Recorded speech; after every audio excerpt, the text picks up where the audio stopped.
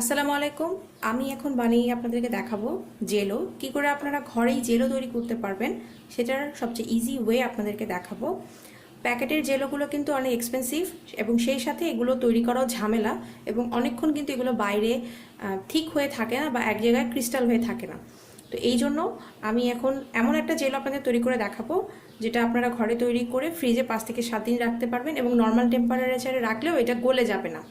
তো এই জেলোটা তৈরি করতে যা যা লাগবে, পানি লাগবে 1 কাপ পানি আমি এই পাত্রটাতে দিয়ে দিলাম।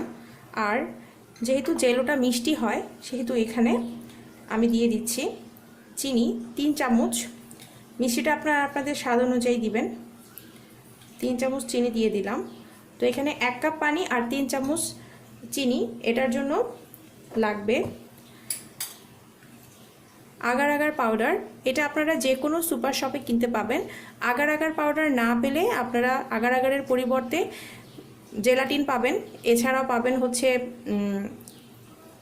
চায়না গ্রাস। এগুলো দিয়েও কিন্তু জেলো তৈরি করা যায়। তবে আমি আজকে আপনাদেরকে আগার পাউডার দিয়ে কী করে করবেন সেটা দেখিয়ে দিয়েছি। তো এটার পরিমাণটা হচ্ছে যে 1 কাপ পানি দিয়েছি এবং চিনি টিনি মিলিয়ে এখানে 1 কাপের থেকে একটু বেশি পানি হবে, এটা জাল দিলে গলে যাবে।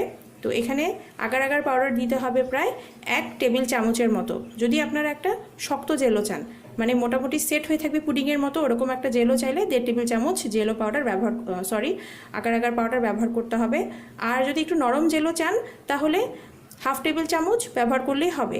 তাহলে একটু শক্ত জেলোর জন্য লাগবে 1 টেবিল চামচ, একটু নরমের জন্য লাগবে 1/2 টেবিল চামচ, আর যদি একেবারেই নরম চান তাহলে 1 চামচ দিলেই যথেষ্ট, মানে 1 চা চামচ। তো এখন আমি একটু শক্ত জেলো বানাবো, এই জন্য আমি 1 কাপ পানিতে 1 টেবিল চামচ জেলো দিয়ে দিচ্ছি।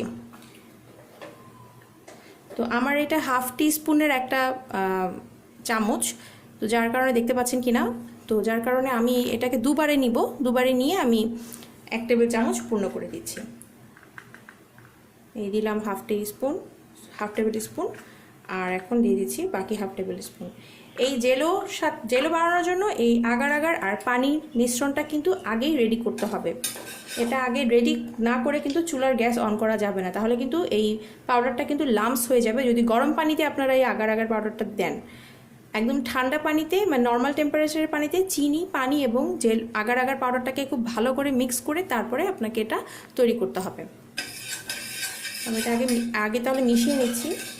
কমলা বা লেবুর রস যদি যোগ করেন তাহলে যে পরিমাণে যোগ করবেন সেটা তাহলে আগেই যোগ করে নেবেন পানির সাথে যোগ করার পরে জয় কাপ হবে ঠিক সেই পরিমাণে এবং থিকনেস অনুযায়ী, মানে জেলোটা কতটুকু থিক চাচ্ছেন সেই অনুযায়ী আপনাকে আগার পাউডারটা ব্যবহার করতে হবে। যদি রেশিও ভুল করেন তাহলে কিন্তু আপনার জেলোটা ঠিক বা থিকনেস অনুযায়ী কিন্তু সঠিক হবে না। তাই কাপের অনুযায়ী যতটুকু আগার পাউডার দরকার ঠিক ততটুকুই দিতে হবে। তো আমি এখানে আর কোনো ফ্লেভার অ্যাড করছি না, নর্মাল পানিতেই করব, কারণ আমি এখানে ফুড কালার ব্যবহার করে 2টা কালারে জেলো রেডি করব। তো আমি গ্যাসটা অন করে দিচ্ছি। গ্যাস অন করে দিয়ে এটাকে খুব বেশি বলক তোলা দরকার নেই, মোটামুটি চিনিটা মিশে গলে গেলে আমি এটাকে অন্য একটা বাটিতে ট্রান্সফার করে নেব।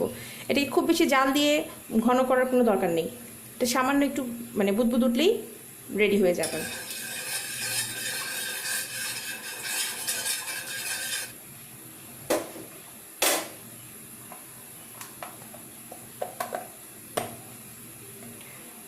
তো এই আগার পাউডারগুলো কিন্তু আপনারা যে কোনো সুপার শপে পাবেন, অথবা বড় মুদির দোকানগুলো যে থাকে সেখানেও এখন এগুলো পাওয়া যায়। এটার প্রাইস রেখেছে 115 টাকা। এটা দোকান ভেদে অনেক সময় দেখা যায়, মানে পাইকারি দোকান থেকে কিনলে একটু কমে রাখে, আবার গুলশান ডিসিসি মার্কেটেও এর থেকে অনেক কম দামে পাওয়া যায়। তো আসলে আমার হাতের কাছে এটাই ছিল, এই জন্য আমি এটা যে দেখাচ্ছি। ডিসিসি মার্কেটে 100 গ্রাম 40 গ্রাম 100 গ্রাম এভাবে বিক্রি করে, তো ওদের কাছে প্রাইসটা আরও অনেক কম। আপনারা চাইলে মানে বড় কোনো মার্কেট থেকেও সংগ্রহ করতে পারেন। আমার কাছে এটা ছিল, আমি এর জন্য এটা দিয়ে আপনাদেরকে দেখাচ্ছি। এখানে কিন্তু মোটামুটি বলক উঠে গেছে, এই যে আমার এখানে বুদবুদ উঠে গেছে, আর আগার পাউডার তো আগেই ডিসলভ হয়ে গেছে, চিনিটাও কিন্তু একদম পুরোপুরি গলে গেছে। তো আমি এখন এটাকে নামিয়ে আলাদা 2টা বাটিতে নিয়ে নিচ্ছি। এই জেলোটাকে 2টা কালার করবো, এই জন্য 2টা বাটি নিয়ে নিয়েছি। আর এখানে 2 রকম কালার নিয়েছি, একটা গ্রিন আর একটা রেড, মানে লাল ও সবুজ রঙের জেলো আজকে আমি রেডি করব। আপনারা যে কোনো রঙের জেলো রেডি করতে পারেন। তো আমার জেলোটার যে মিক্সচারটা ওটা কিন্তু রেডি। মানে গরম আছে, এবং গরম থাকা অবস্থায় কিন্তু বাটিতে ট্রান্সফার করতে হবে, নাহলে কিন্তু জেলোটা জমবে না। আমি 2 ভাগে ভাগ করে নিচ্ছি।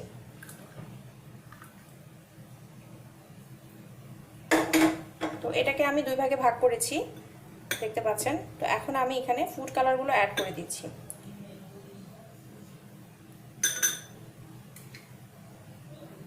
দিয়ে দিচ্ছি লাল ফুড কালার,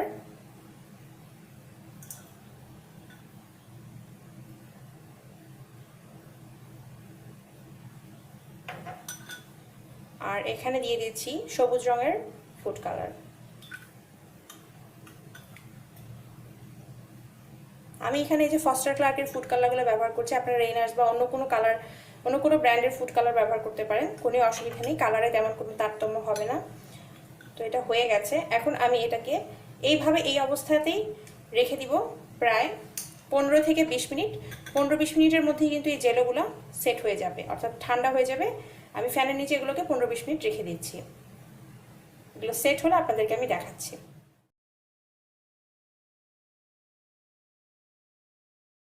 তো প্রায় 25 মিনিট পরে আমার জেলোগুলো কিন্তু একদম সেট হয়ে গেছে, দেখেন একদম পুরো।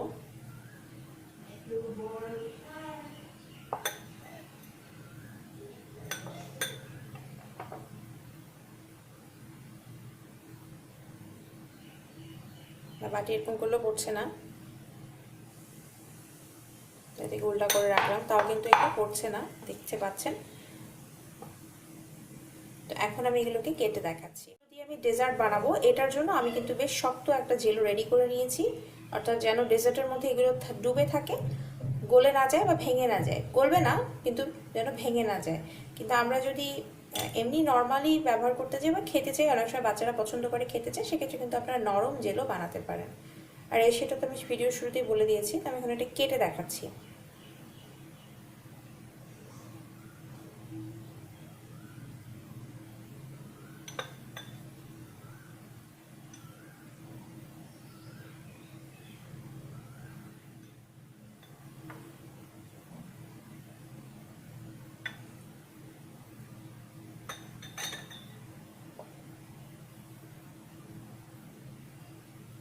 তো দেখেন এটা কেমন হয়েছে, এটা কিন্তু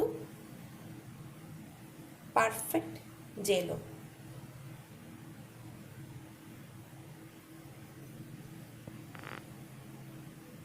একইভাবে আমি কিন্তু সবুজটা আপনাদেরকে কেটে দেখাচ্ছি।